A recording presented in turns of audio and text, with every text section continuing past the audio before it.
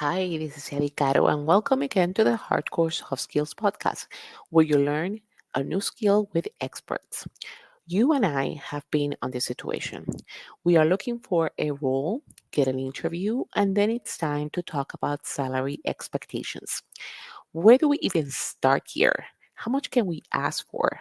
What if they say no to my ask? Am I really asking for too much or too little? My guest today will help us navigate through these scenarios so you can develop the skill of negotiation.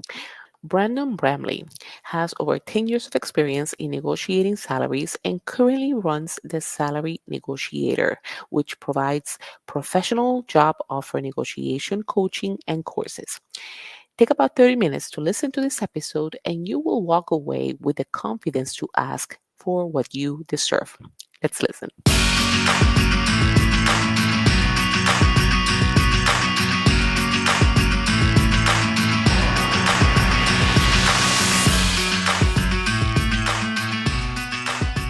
All right. Well, thank you so much, Brandon, for being here with me on the podcast today.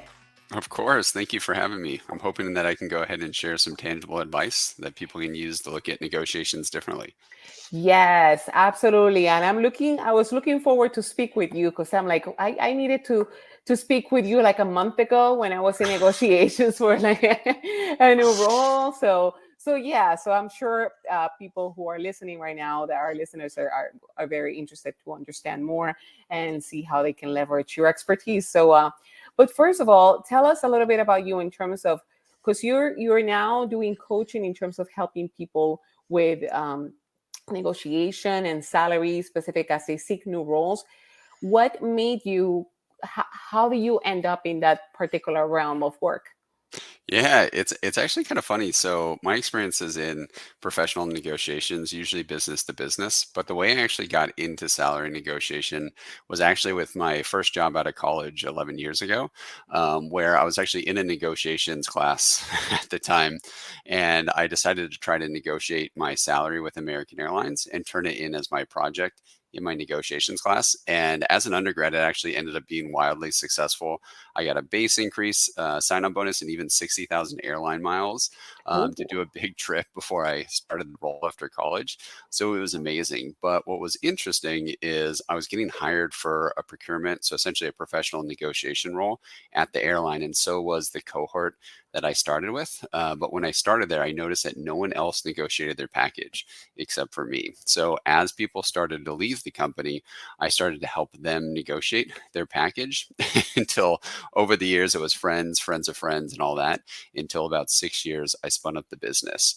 So I did it as a side business because essentially it was very relevant to working in the negotiation roles that I worked in at companies until I decided actually to leave my job at Amazon, where I led a portion of their vendor management negotiations team, to actually run this full time.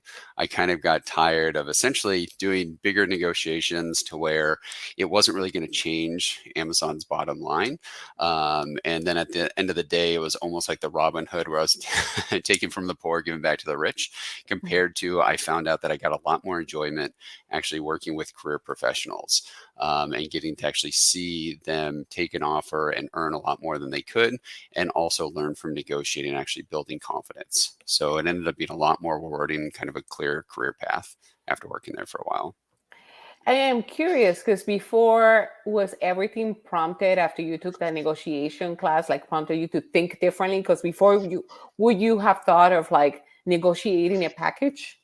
Yeah, so great question, because I was always pushed to negotiate, like when I was a kid with my mom if we went to like Mexico and the shops and stuff there. But I would Mhm. have never thought, and I've always heard to negotiate when I was younger. But unless I took that class and got that knowledge, I probably wouldn't have done it. So I'm glad that they pushed me to.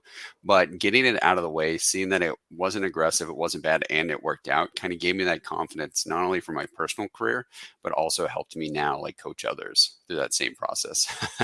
So yes, so now let's walk through those scenarios because in terms of what are some of the misconceptions of people perhaps that do when we walk into a new job, or before we walk into a new job when we're seeking for a role?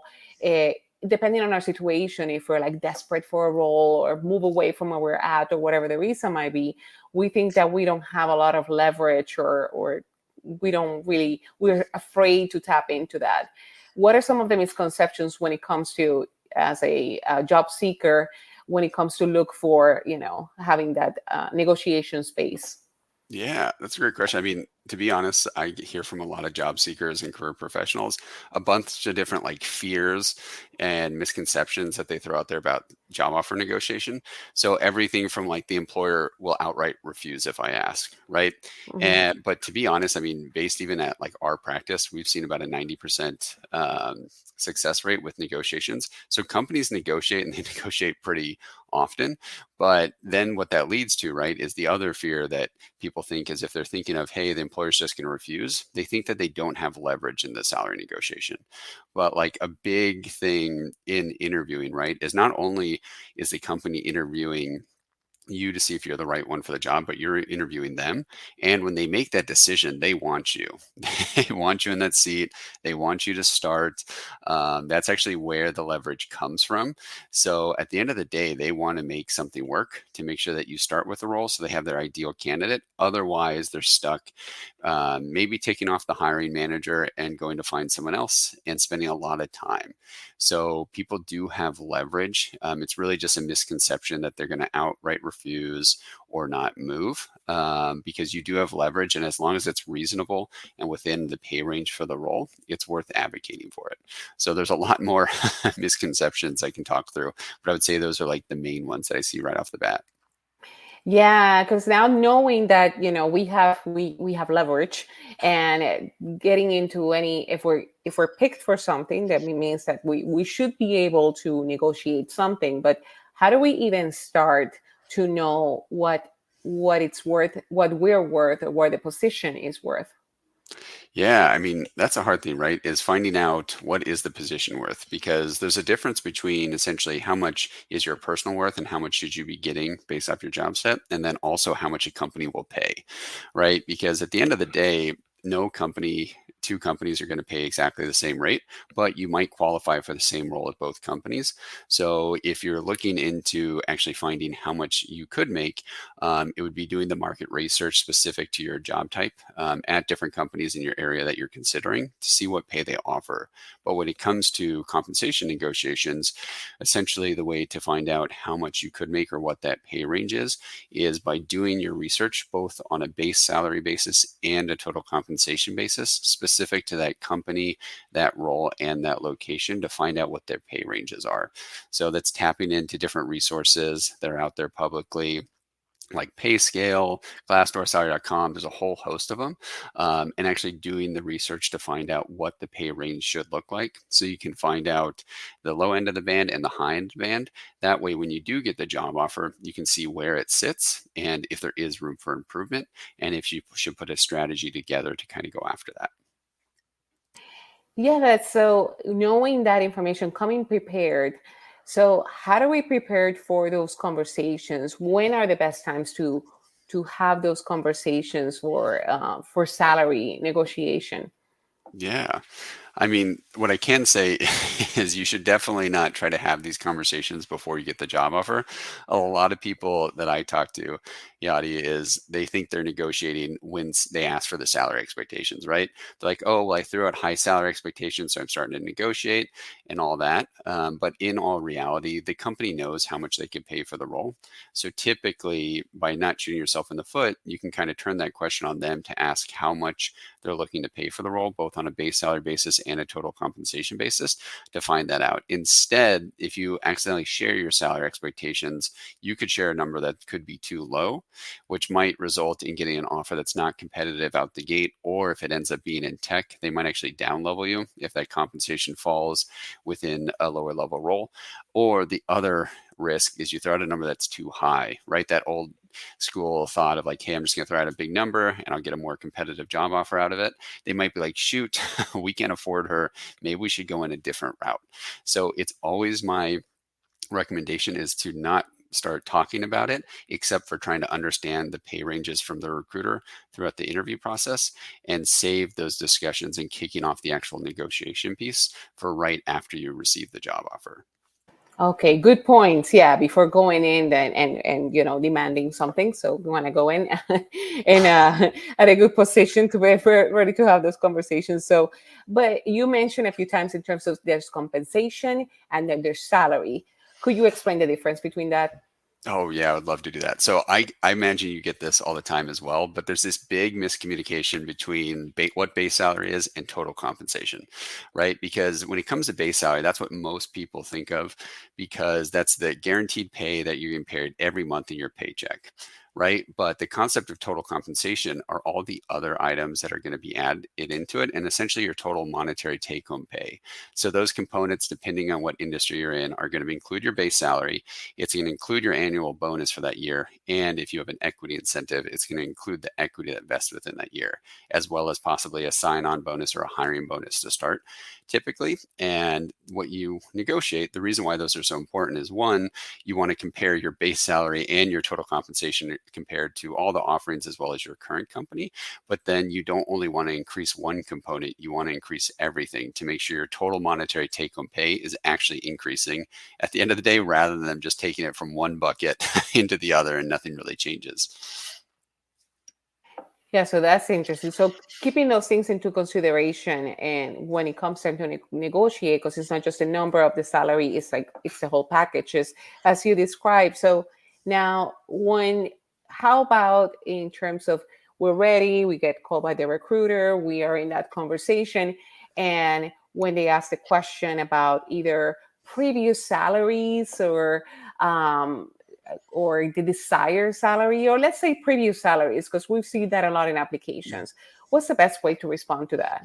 Yeah, if they ask about previous salaries or your salary expectations, the big thing to know is a lot of states now, legally, companies can't ask you that, right? So we're really trying to undo that, that being part of it, because you should be based off the company that you're moving to. So don't feel the need to cover them. And then if we go back to salary expectations, that is a huge opportunity to where you can actually turn that back on the recruiter. So saying something as simple as like, hey, to be honest, I've been focusing on interviewing for the role, not necessarily what the pay range should be in this position. But I'd love to understand from you what pay range you're looking at, both on a base salary basis and a total compensation basis, so I can have an idea of what to expect. That's a great way to respond to that. Thank you for that. No Yeah. worries. And then when we go into a negotiation, usually people we think negotiation as something that you're kind of opposing parties trying to like achieve something. You put your poker face on, and you go into that conversation trying to like smash on the table or something like that. But how do you walk into that? How should that and generally that conversation go about the asking for a salary, asking for compensation? What are some of the general tips that you would recommend when we enter into that conversation? Yeah, I mean, the biggest tip I can recommend is salary negotiation is not what you see on TV or what you might experience in the car dealership, right? So there's no aggression whatsoever. I would treat this Hmm. essentially as part of the interview process, where essentially I like to say a lot of talking. You're essentially talking with a friend that's helping you feel comfortable with moving to the new company. But instead, you're using a strategy in place to make sure that they are working with you on it and you're advocating on your behalf of what you're hoping that you can make in the role. So we kind of have like I have a set strategy or like process that we typically go with, because usually when you first get the initial offer, I actually don't recommend putting a counter offer out right away. And there's a bunch of steps to actually work you through and how to navigate that conversation in not only a professional way, but also a kind way to not jeopardize the opportunity.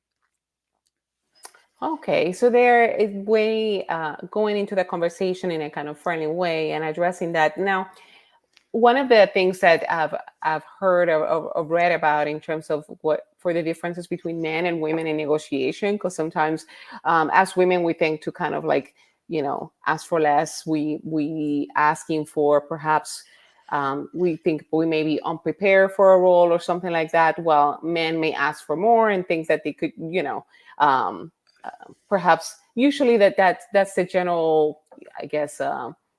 perception that women may tend to ask for less versus men. How has it been with your experience? Is that true in general, that as a there's a difference between genders in terms of coming into a negotiation?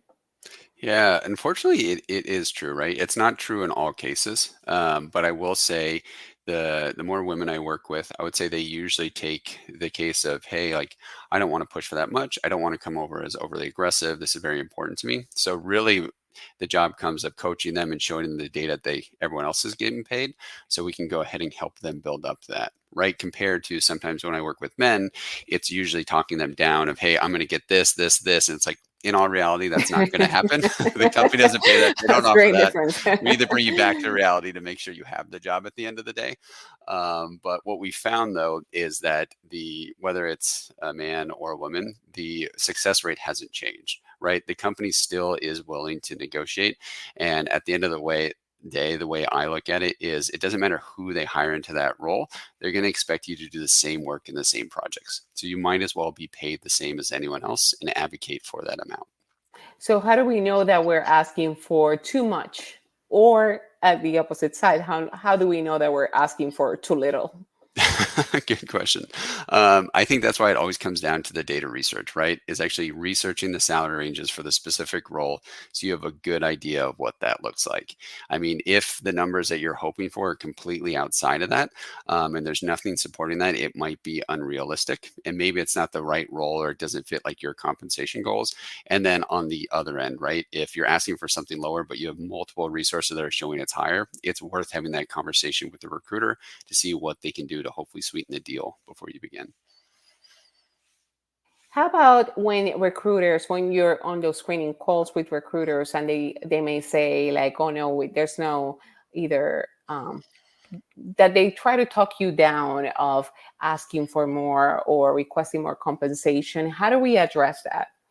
That's a great topic. So you're going to encounter pushback. That's just what's going to happen in the process. Because if you think about it, the recruiter's job is not only to find employees, hire them, set up the interviews, and all that, but they're also, unfortunately, to deter them from negotiating because they do have the company's best interests at mind.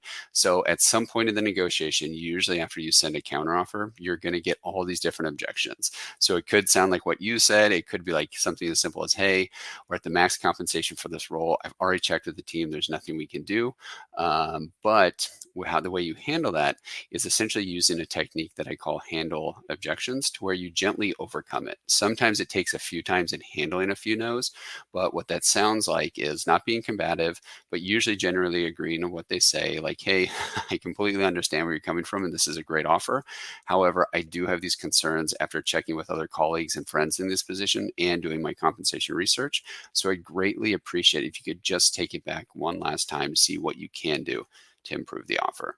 That way it's not competitive, but if it's not a truthful no, hopefully you'll get them to take back your counteroffer. And if they do agree to take it back, 9 times out of 10, they come back with a better package. Good to know. I always push back. That's always important. And I want to go back to your experience in the airline working. What were some of the key things that you learned from that experience that you were able to get all these different benefits as you came into the negotiation? Yeah, I would say the biggest thing I learned, especially since when I worked with American Airlines, I was right out of college. I was new. I thought I knew maybe a little bit about negotiation, but I was by far not a professional negotiator, right? Here I start and I have all these contracts I have to negotiate, all these parts I have to purchase. And I was kind of worried. I lacked the confidence and didn't have the experience doing it. But what I found by actually getting out there, having these conversations, and then also using resources by taking negotiation classes and checking with others and other people that worked at the company, it built my confidence. And that once I got in those conversations, that's actually what helped it go better. But to be honest, no one's a professional negotiator, even though we do a lot of it in our everyday lives. And one item that is scary is salary negotiations. We just don't like talking about money. That's why sometimes it's easier for me to coach others than talk about my own. But once you start doing it, usually the process works in your favor. And what other things do you consider? For example, for a lot of my listeners are in the tech field or project managers, and usually they may go into roles perhaps they may either ask for too much or too little, but just in terms of walking into a negotiation, what are some of the key things in general that you would recommend that we should keep in mind? Because we've talked about preparation, we've talked about being ready to push back. What are some of the other things that you consider that we should uh, be prepared or consider for the when we step into the negotiation? Yeah. I mean, if we're talking to a lot of product managers out there, negotiation is a part of your core role. Whether it's with an internal partner or an external partner, it's going to come up. So really, you should treat the negotiation process like almost part of the interview. And the best way to do that, at least like our four-step process that we use, is when you get the job offer, actually not throwing out numbers right away, right? Thanking them for it, being super appreciative and excited as I can imagine you can be, but doing the first step in the process is once you get the job offer and the benefits details, which is what I call the due diligence phase, and then also asking strategic questions to show that you're acknowledging everything first, right? Is getting all your questions answered, clarifying details on the comp and benefits, and then hopefully sneaking in some additional questions that are designed at poking at different elements to show they might not be as competitive. So you're already building up leverage, right? The second step, and what that first step does too, is it doubles down on how interested you are in the role. The second step is actually doing the compensation research, as we talked through before, right? Making sure you know the pay ranges and how much to ask for, and then actually building out a thoughtful counteroffer in the third step on how you're going to communicate that, how you're going to control the tone so it doesn't come off as aggressive, so you know how to have these difficult conversations, but in a kind and professional way. And then moving into knowing that you're going to get pushback is displaying how you overcome that in a kind and professional way to where you're not being aggressive, but you do get them to go back. Because for all of the tech employees out there or any employees, it should be a step in the interview process. And there's a way to do that to where it adds value. And they're like, shoot, we're hiring the right person. Let's give them more. So keep that in mind. That'd be my biggest step. That's great. Thank you. So those steps to consider, and something that came to mind is usually as well that I've experienced myself and others in terms of the when we get different offers and we try to like bring up the other offer from the other company and bring it into the negotiation. Is that a step to that we should take if we can, or is that kind of not a good approach? If it's coming from like another offer or something like that, we actually don't recommend that, or I wouldn't recommend it. The issue is, right, is the best leverage you have is the company wants you for the role, right? If you start talking about risk that you might go somewhere else, you have other offers, and you're not fully engaged and in on their role, they might see it of, hey, we're going to lose them anyways, or if we increase the offer, she's going to leave to the other company because she's going to take that better offer back there. So even in our case, in our negotiation process, I would never bring in another offer until the second phase of it. But what I would do is why kind of that first step of doing your due diligence and asking questions is usually you're able to, in like a nice way and gentle way, start to poke at the benefits and the details, and you can pull some of those items into your counteroffer to talk through of what's it's missing and what might not be competitive.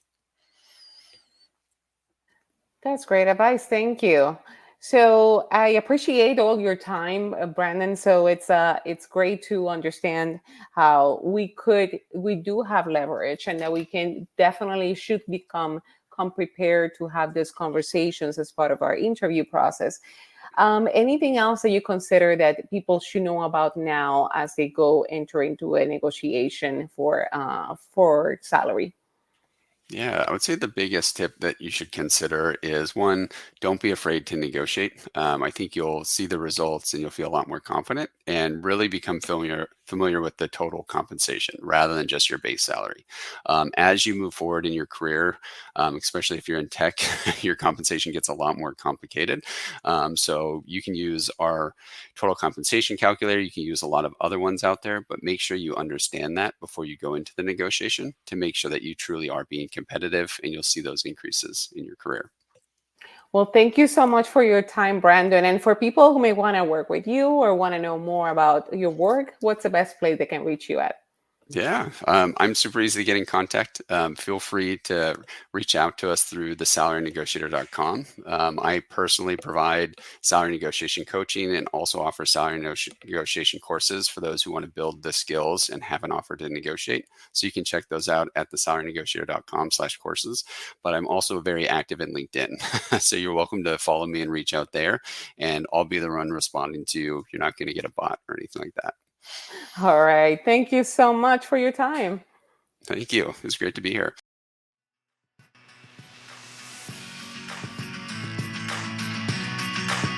Thank you for listening today. Before you leave, make sure you go to my website, hardcoresoftskillspodcast.com, and sign up for my weekly newsletter. Then go to the review tab and leave a review. It is the way to ensure this podcast is discovered by others. Remember that by learning soft skills, you make your hard skills work for you. See you next time.